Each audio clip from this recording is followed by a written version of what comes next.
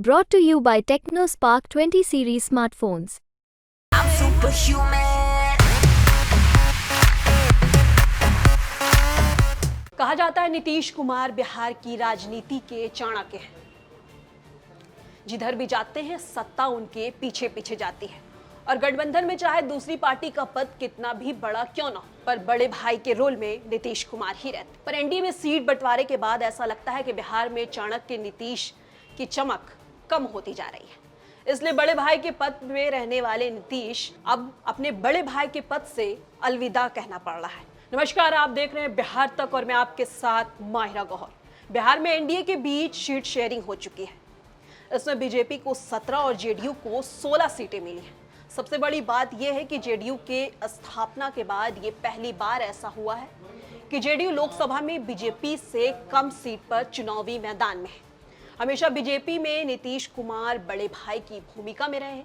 पिछले बार के चुनाव में भी बीजेपी ने जेडीयू को अधिक सीट देकर ये जाहिर कर दिया था, लेकिन 2024 में कहानी बदल चुकी है। अब बिहार के अंदर भाजपा बड़े भाई के रोल निभाते हुए दिख रही है। इस बार नीतीश कुमार पाला बदलने के बाद फायदे में नहीं दिख रहे हैं। एनडीए में कल सीट बंटवारा हो गया। सबसे ज्यादा 16 सीटों के साथ बीजेपी बड़े भाई की भूमिका में आ गई और 16 सीटों के साथ नीतीश की पार्टी जेडीयू छोटे भाई की भूमिका में आ गई। हालांकि देखा जाए तो ये आंकड़ा काफी छोटा है। बीजेपी ने एक सीट से लीड लेकर ये साबित कर दिया कि बीजेपी अब बिहार में इतनी कमजोर नहीं रही। लगातार बीजेपी ने बिहार में बढ़त बनाई है और हाँ, ये बात अलग है कि आरजेडी आज भी बिहार में बीजेपी के गले की हड्डी बनी। अब जरा समझ लीजिए कैसे नीतीश कुमार बड़े भाई से छोटे भाई के रोल में आ गए।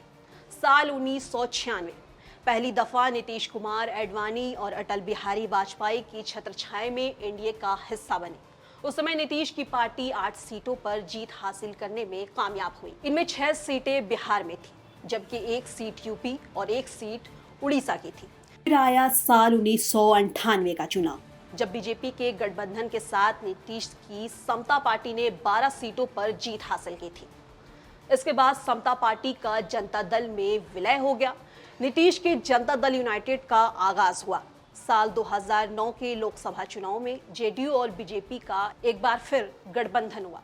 उस वक्त पहली बार बीजेपी ने नीतीश को बड़ी भूमिका दी और उस समय भाजपा ने 15 में से 16 और जेडीयू ने 25 में से 20 सीटें जीत ली थी।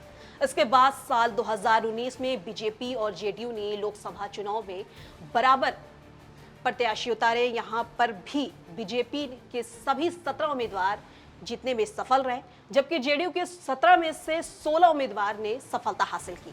ध्यान देने वाली बात ये रही कि नीतीश को या तो बीजेपी ने बराबर का पद दिया या फिर अपने से ज्यादा का, पर इस बार मामला पलटता दिख रहा है। अब जेडीयू डायरेक्ट बड़े भाई से छोटे भाई की भूमिका में आ चुकी है। ये बात कहीं ना कहीं ये साबित कर रही है कि बिहार की सत्ता में नीतीश का चार्म अब पुराना वाला नहीं रहा। साथ ही गठबंधन का साथ छोड़ना नीतीश के लिए घाटे का सौदा दिख रहा है। आपका इस खबर पर क्या कहना है, हमें कमेंट बॉक्स में बताइए और बिहार की तमाम छोटी बड़ी खबरों के लिए देखते रहें सिर्फ बिहार तक।